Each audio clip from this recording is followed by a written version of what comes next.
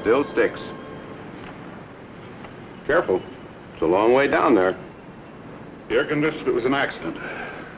I can hardly stand to look out there since it happened. The inquest verdict said he fell. Or jumped. Jumped?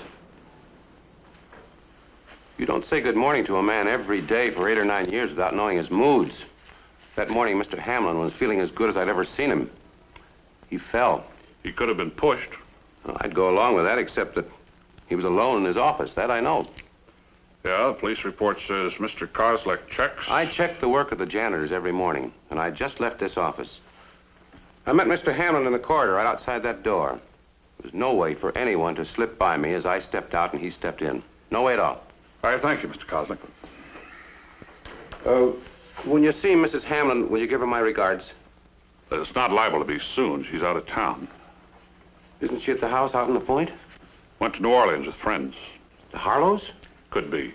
Thanks again, Mr. Kozlik. Oh, hello, Lieutenant. And? Kozlik? Well, did you ever look at the window? Yeah, and talk to Mr. Kozlik. Window does stick. I just dropped by to tell you can unstick it now. We're through with it. Fine, Lieutenant.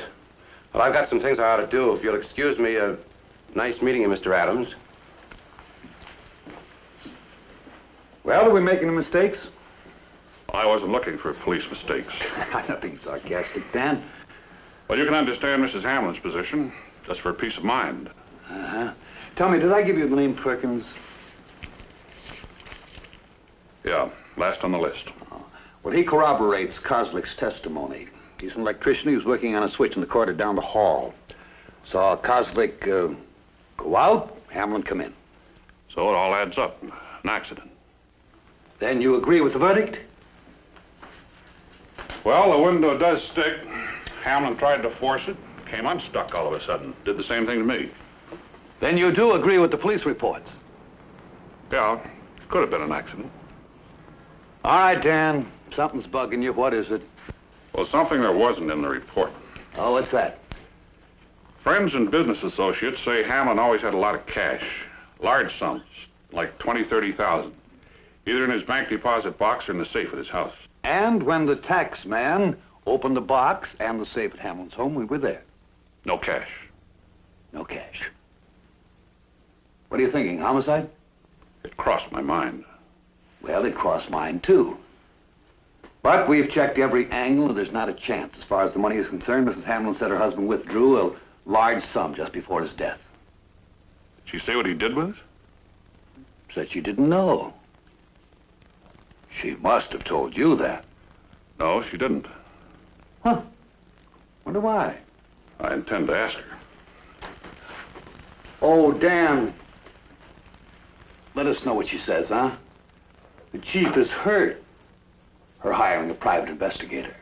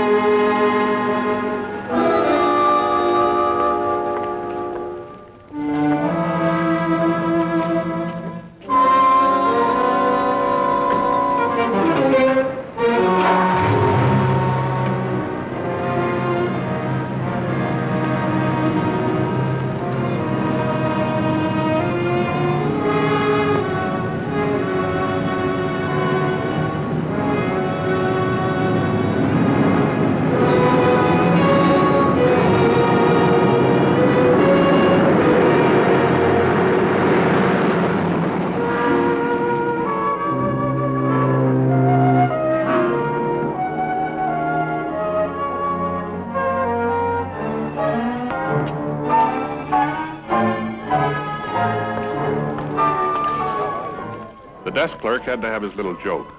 He said Mrs. Hamlin and her friends, the Harlows, had left for Algiers. I spoiled it for him. I knew Algiers was the community across the Mississippi River from New Orleans. They were taking a daily excursion on the steamer President. I had 20 minutes to catch them.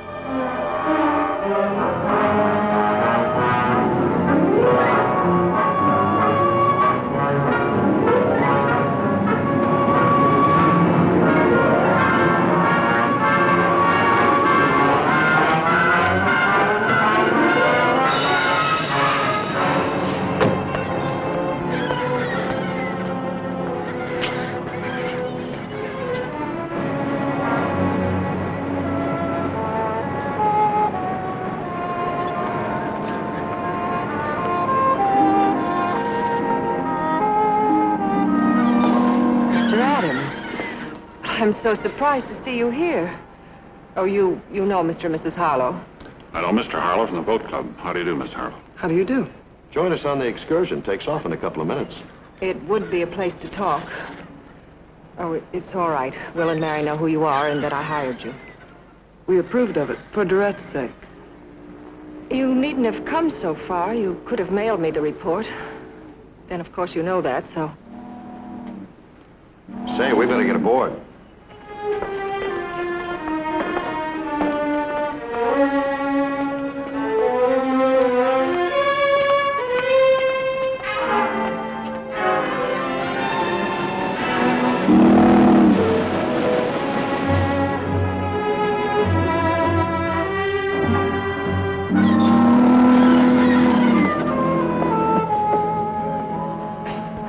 What did you find, Dan? You must have found something, or you wouldn't have come all this way. What did you want me to find? You seem angry. You know what I wanted. I'm sure I made it quite clear. Well, the police have satisfied themselves that it wasn't homicide. And you? Do you want it to be homicide? No, I just want to be sure, that's all. I have to be sure. Look, it's hard enough trying to go back over a trail that's cold, but when it's dark, too. You left me in the dark on a very important point. You're accusing me of something, Dan. What is it? Weren't you surprised when the police opened the deposit box in the safe at your house and there was no money there? No. You weren't surprised about the money? No, I knew that John had taken it out. But I don't know whether I can ever tell you why. Well, you're going to have to tell me why, or I can't tell you whether it was homicide or an accident. Dorette, you're protecting someone. There's nothing more I can tell you. Well, if you can't tell me anymore, then I can't help you. I'll send you my bill. All right, Dan. But not in anger. I'm sorry I didn't tell you about the money. I may still tell you sooner or later, but not now. Well, I'm sorry, too, about the anger. I picked bad times. Good people. I'm still working for you if you want me.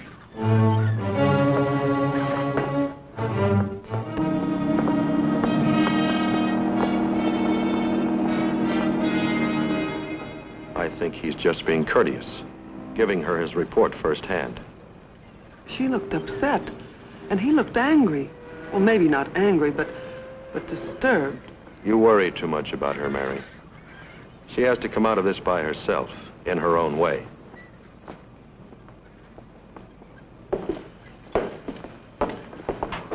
Mary, may I borrow Will for a turn around the deck? Of course. I'll entertain Mr. Adams.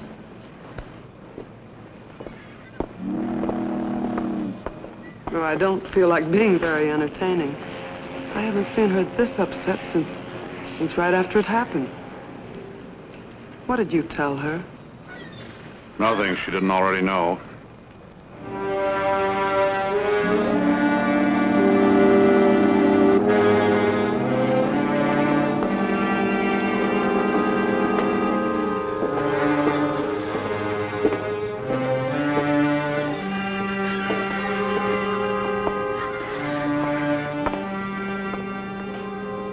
Will, you know how much I think of Mary. Oh, I hope I can be included in your feelings. So you'll know one of the reasons why I've waited so long before speaking. What are you getting at, Dorette? There are two other reasons why I waited. One, John asked me never to mention it, and two, If Mr. Adams had told me that John had been murdered, I wouldn't have wanted to hinder the investigation. Dorette, I don't know what you're talking about. You're terribly upset, I can see that.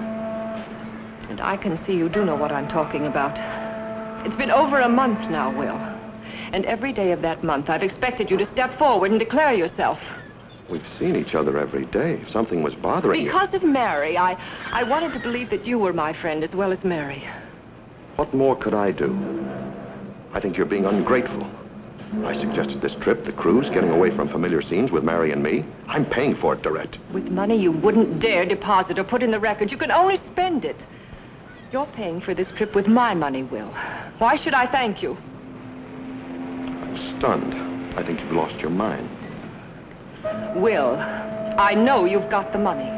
I was with John when he took it out of his safe at home. He told me he was letting you have it, that you were in some sort of financial difficulty. Well, I admit I did ask him to let me have some cash. But I didn't see him between the time you say he took the money from the safe and the time he died. Dorette, you've got to believe that. I only believe that you didn't kill John for the money. Kill John? Yes, I did think that for a while. That's why I hired Mr. Adams. And unless you return every cent, I intend to tell him everything I know. Oh, please, Will, for Mary's sake, if not your own, return it. At least what's left of it.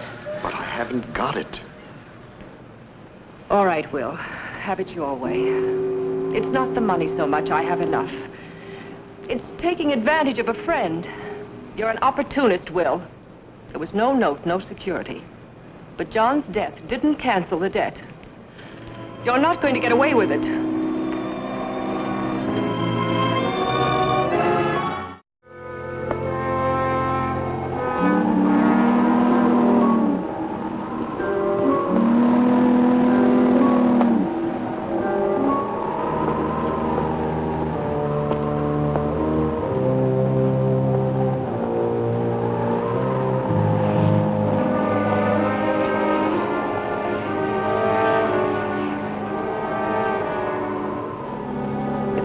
Terrible thing to have to do.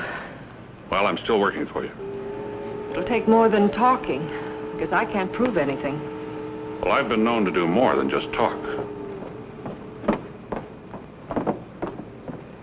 I had a sandwich. I didn't know whether I should bring you one. Where's Will? I'll find him.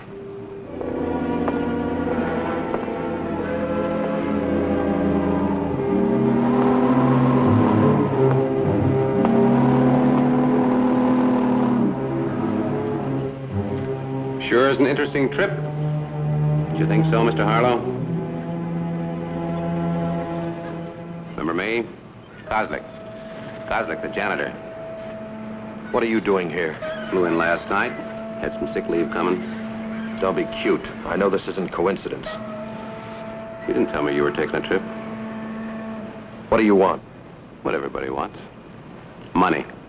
I paid you $500. That was the deal. 500 more when everything's settled down. Is it settled down?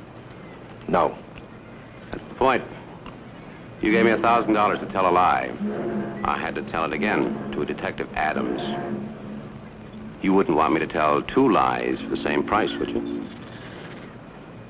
I'll leave something for you at the hotel. You know where I'm staying. You followed me here. I think I'll take it now. You have a habit of moving without telling me where you're going. I was lucky this time. 500. 5,000. I've been doing a lot of listening and a lot of thinking. All right. As soon as there's no one around.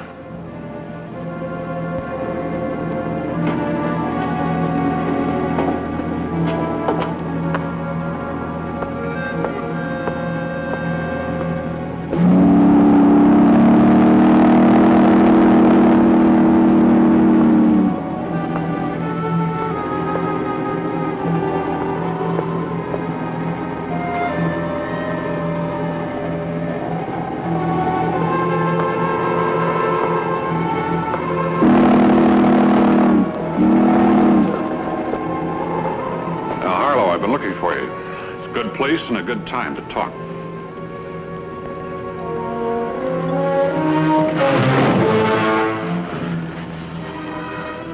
I would enjoy talking to you, Adams.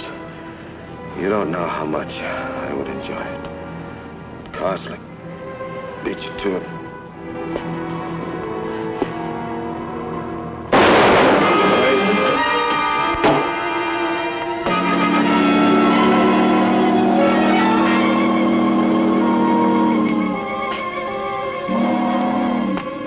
I asked the young crew member to keep the passengers away from the body. I had a quick decision to make. Go after Coslick or go to the captain. Coslick would keep as long as the ship stayed in midstream. I went to the captain.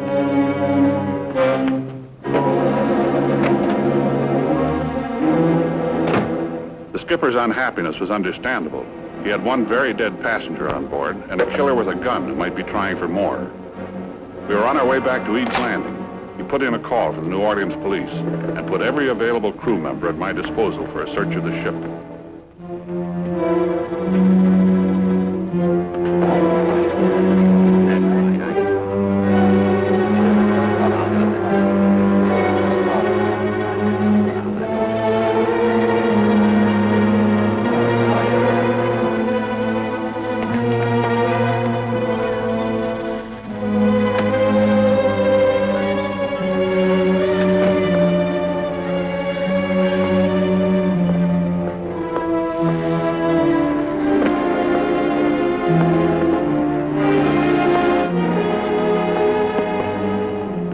The mate to take care of the body, see that no one went near it before the ship docked and it was turned over to the authorities. I didn't know if that cash was still on it or not. I doubted it. Over the loudspeaker, the skipper asked all passengers to go to the lower deck and remain there. Attention all passengers, attention all passengers. Please proceed to the lower deck. Attention please, attention. All passengers, please proceed to the lower deck.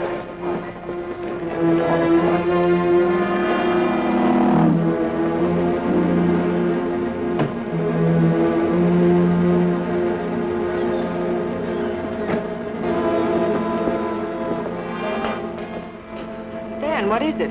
What's going on? Where's Mrs. Harlow? She's looking for Will. You find her. She's going to need you. Why? For the same reason you needed her a few weeks back. Will's dead. Oh, Dan, no. You didn't... The money wasn't that important. It was to somebody. No, not me. Now you find her and stay with her.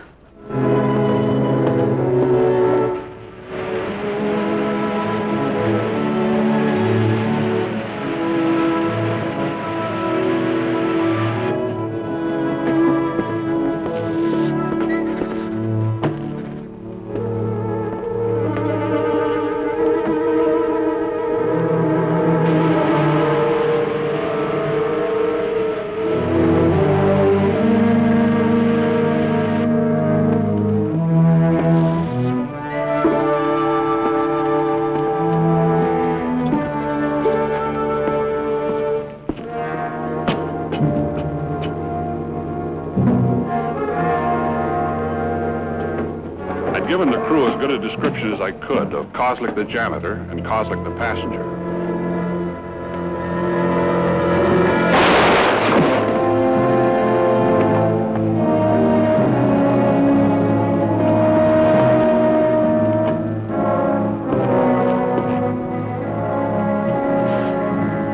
It was a bullet in the arm. The mate and I had warned the crew the killer was armed. We told them just to locate him, not to try and take him. The youngster had been too courageous for his own good.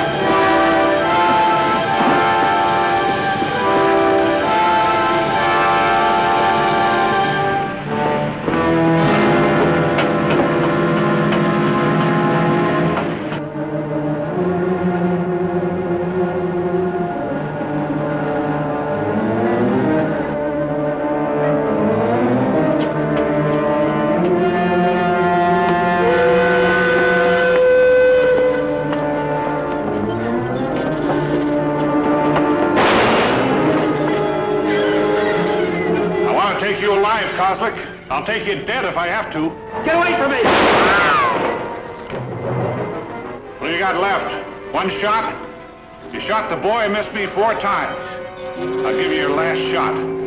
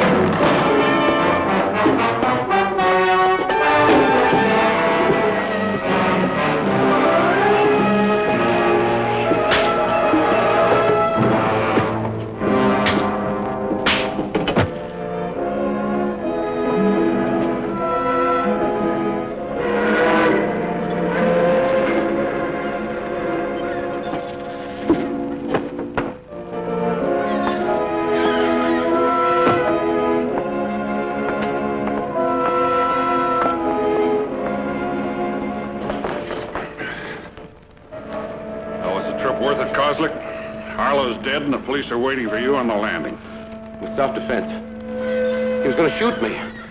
Only thing I had was the knife. It was his gun I was using. Where did the police and I slip up in San Diego? How did you and Will Harlow kill Hamlin and make the story stand up? We didn't. It happened just the way you had it figured. He fell. Only thing I lied about was seeing Mr. Harlow talk to Mr. Hamlin in the corridor earlier. Saw Mr. Hamlin give him an envelope. I heard him say, "This is the money you need, Will." Mr. Harlow took advantage of the accident to keep the money. I wanted some of it. I was entitled to it. You'll get what you're entitled to, I guess. I hope you like the Louisiana climate. Take him below. I hope this is the end of it, Dorette Hamilton said. But it's never the end for troubled minds, even when the case is over. She'll get her money back, or what's left of it. But when she sees Mary, now a widow because her husband was a thief, I have a feeling Dorette would rather have lost the money and kept her friend.